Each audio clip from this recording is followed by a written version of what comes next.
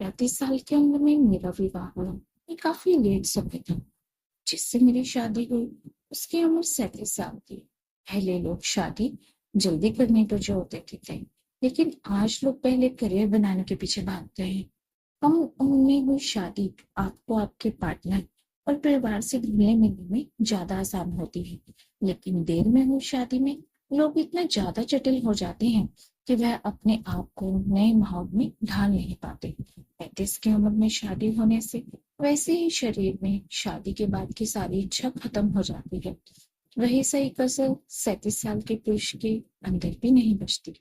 बचती है तो एक वो है सब।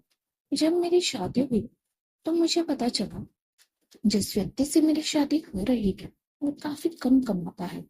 और 35 साल की उम्र में मेरी माँ को भी काफी चिंता होने लगी थी, क्योंकि मेरे पिता की मृत्यु समय से पहले हो गई।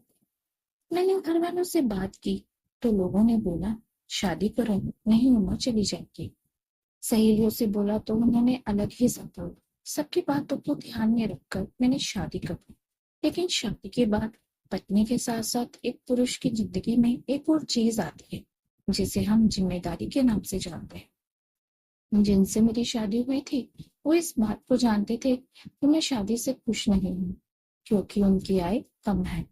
शादी की पहली रात उन्होंने मुझसे कहा, देखो मेरी आय कम है, उम्र ज्यादा है, इसका मतलब ये नहीं है कि हम दोनों साथ में खुश नहीं रह सकते।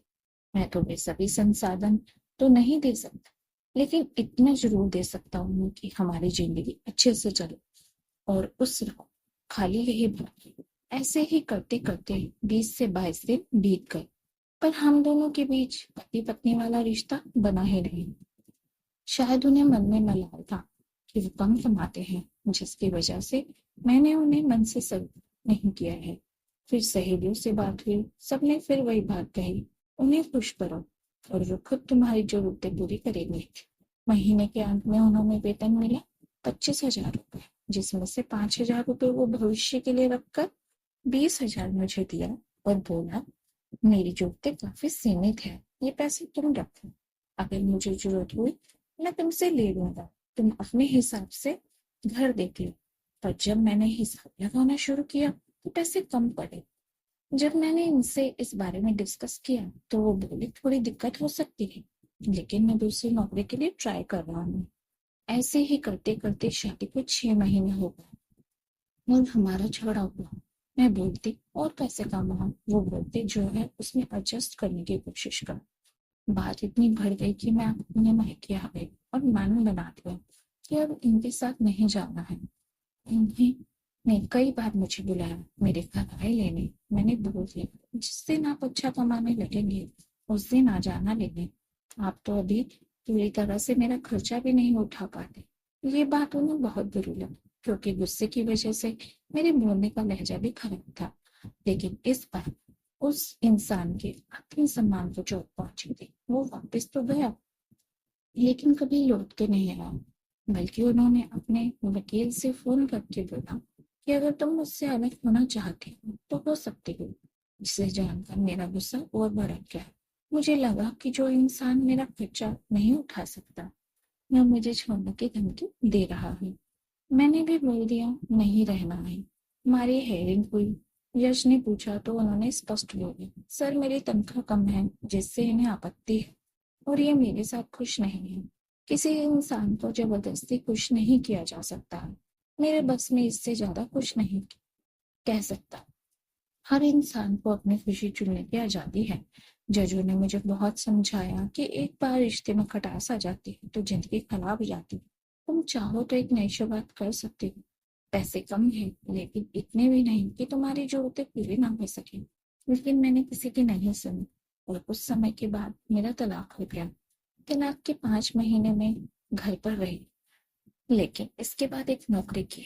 मेरी उम्र 37 साल की हो गई थी। मैंने नौकरी करने का निश्चय किया है। नौकरी पर आने पर पता चला कि कितनी मेहनत का काम है, और ये भी पता चला कि डिवोर्सी लड़की के आगे पीछे सब घूमते हैं।